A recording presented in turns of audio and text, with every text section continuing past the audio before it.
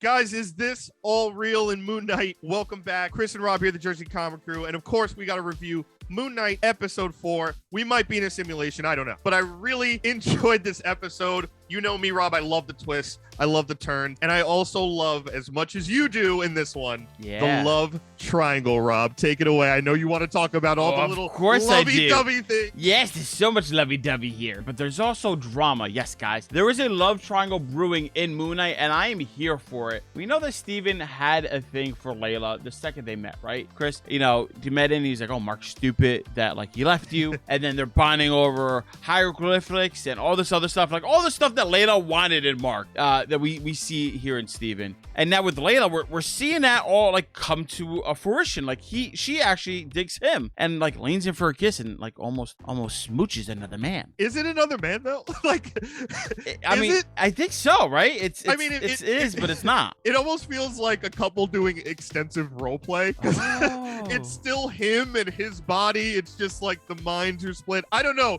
It's very charming, though, to watch. It's very interesting to see, like, Steven has all these qualities that Mark doesn't have, even though he's like the awkward, kind of weird, kooky guy. But all those things are attracting Layla because she's obviously an archaeologist too. Her dad was an archaeologist. They're bonding over those things. And Mark's kind of in the background like, dude, if you kiss my wife, I will kill you.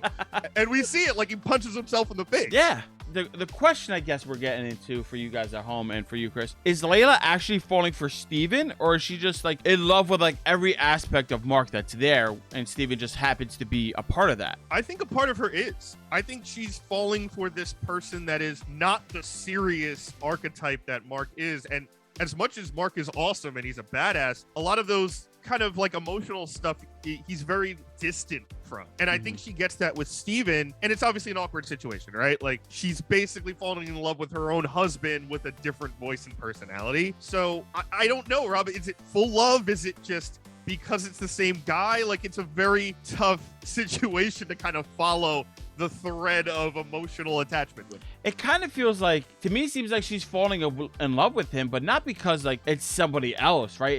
It's all the stuff that she wanted Mark. She wanted Mark to be more vulnerable, to be more honest and open, to like have all these commonalities and share these shared experiences with. So she's falling in love with this other version that she's always wanted Mark to be. The issue is that like she needs to realize that they're separate beings, and I don't really think that's stuck home yet, right? The fact that like they can switch and stuff like that, it's such a hard concept to understand. And like I think maybe Marvel's oversimplifying that fact for the show, which is totally fine. But I think by the end of this, she's either gonna like just love Mark and like realize that Steven is just a friend, or they're gonna have this weird like polyamorous like throuple situation going on here. Is it though?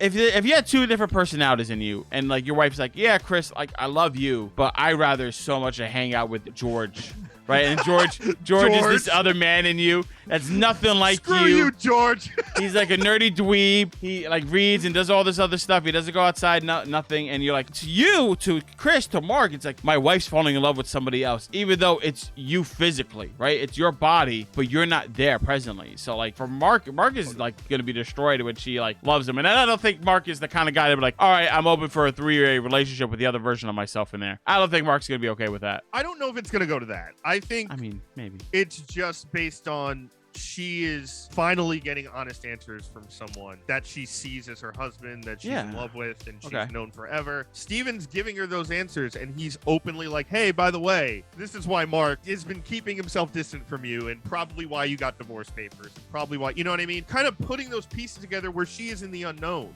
for this whole time. So I don't know if she's like falling in love with Steven as much as she's falling in love with the truth. Yeah, like she's like, oh my God, finally he's opening up to me in this form. And that is what she's attaching herself to, where it's like, hey, I'm getting honest answers. And she also fills this hole that her father left behind with his murder of, this is what we bonded over. This is why I became a mercenary and archaeologist type. You know, this is the hole that's being filled while she's with Steven, figuring out all these awesome things in Amit's tomb that eventually get us to kind of the crux of this episode, Rob, which is we find out the truth behind Layla's father's death. And that, I thought, was a really powerful scene with her and, you know, Arthur Harrow across this giant dark chasm, these two sides of the coin, the light and the dark. And he's like, by the way, I know what happened to your dad. Mark killed him.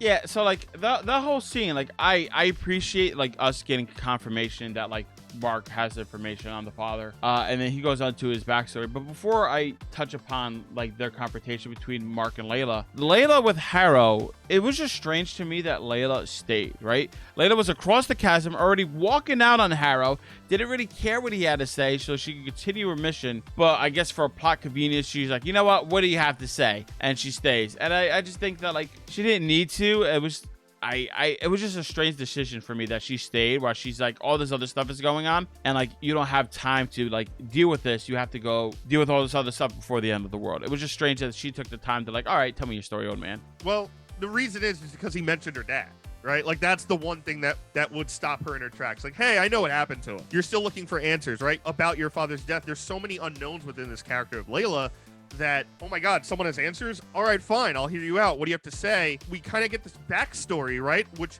ties into Mark's origin of how he becomes Moon Knight, where he's on this archaeological dig. His partner in question, obviously Mark did not kill him, but he was there. The shocking part, Rob, to me was like, oh, you guys haven't talked about this at all. Like, you went through the whole relationship and you were just like, I'm just gonna leave this alone. Yeah, I don't understand how Mark didn't tell her at all. I feel like it was like the common and nice thing to do was like, hey, this is what happened with your father.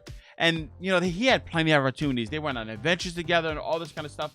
It doesn't make sense to me, and I understand why Layla's frustration, you know, from the beginning and throughout this whole episode of like Mark not telling her everything and Mark constantly keeping secrets. It just seems like they're not going to be able to like reconcile this kind of difference. I think he didn't tell her because he didn't want that in the background to kind of sit there and go, well, this would destroy everything. She would automatically think that, I was here just because of guilt, or I had something to do with it. He didn't want to ruin like what he had going for himself. Yeah, like he was, maybe he didn't expect it to be a good thing, right? Like love barely is, right? You don't really expect it. It kind of just happened. I mean, like, I understand honesty is the best policy, but if he was going to divorce her and leave to keep her safe from all this other stuff that's surrounding him, if he never told her that kind of information, she would have never suffered with knowing her lover, the one she trusts a lot, kept the secrets. The longer he kept it, he's like, all right, whenever she finds out, it's just going to destroy her. If I never tell her, she never finds out, then, she doesn't have to deal with that pain, which is not a healthy thing to do in your relationships, ladies and gentlemen. Always speak honestly. So you know what I think it is, Rob?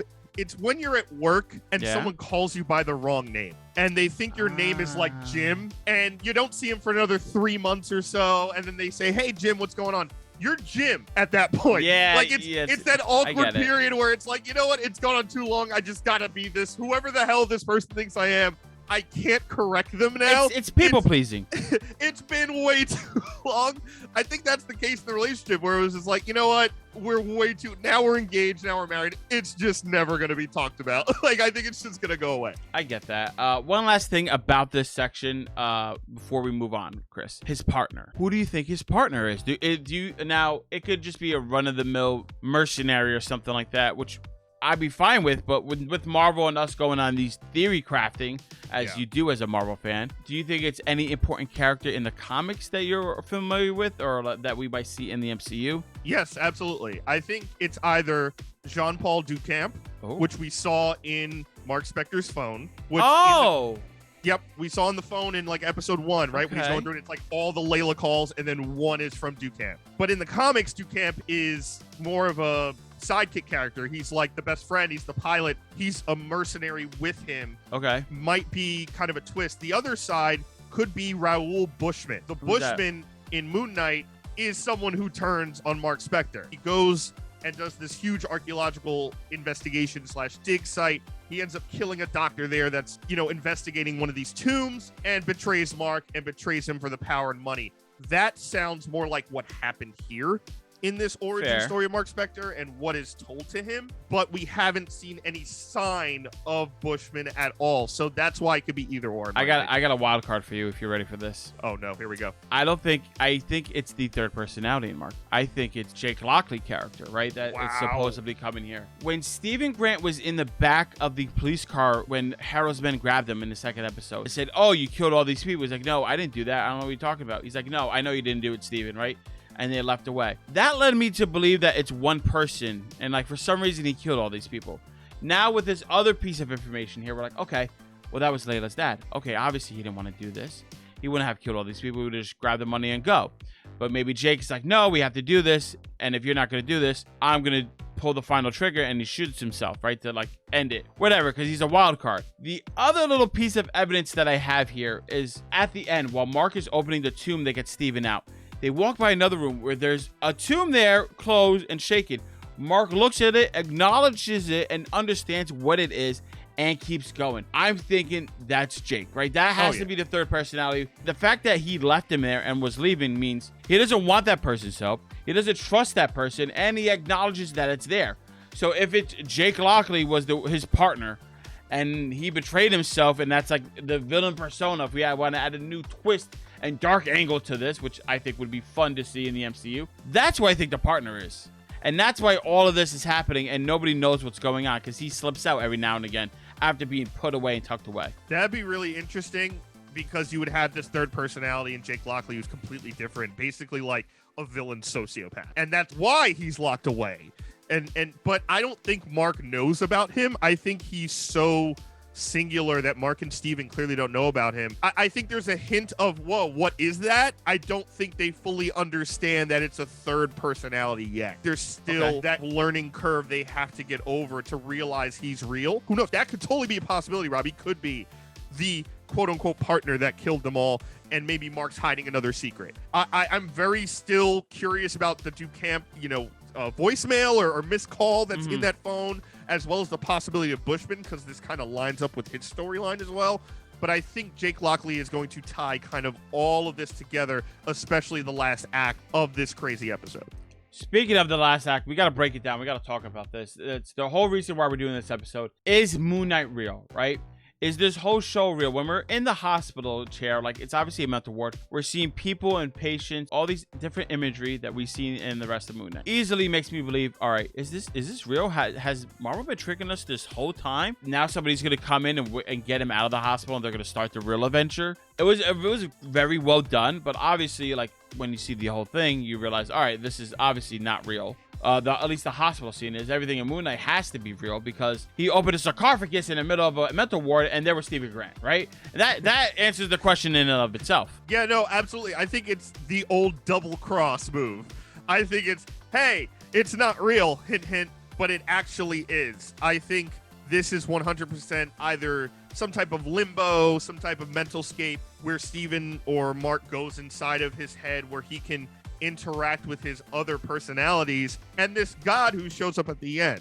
Yeah, who is that? Like, they were like, it's just so like an innocent little cinnamon roll. They were like, oh, hi, how are you? yeah. And I'm like, hey, what? How you doing? I'm here to kill you. No, That's it's actually not Amit, who I immediately was like, oh, is it Amit? No, Amit has a crocodile face. This is the goddess Toweret. This is the goddess of protection. Okay. And kind of, helpfulness. And this is the goddess who's there to protect Mark and Steven. Hopefully getting them back to the real world to help Layla against Arthur Harrow, who is about to unleash Amit. After seeing a Egyptian god in this headspace, which I originally thought was just all in his mind, obviously just focused on a sarcophagus, it makes me believe that, like, he entered into this realm that all the other Egyptian gods have access to, right? Well, like this nether space that they mentioned before, like where all the other Egyptian gods are, that they're all trapped and locked in that tomb. And maybe that third sarcophagus isn't a third personality. Maybe that's Khonshu, because Khonshu was sealed away in a statue. So maybe this goddess of protection is here, like, hey, you're in this area that you're not really supposed to be. Like, it's our world and your mindscape have somehow combined, and that's how your mind has changed. I'm going to guide you, make sure you get out of here okay. And on the way, maybe that's how he gets Khonshu to get his power back.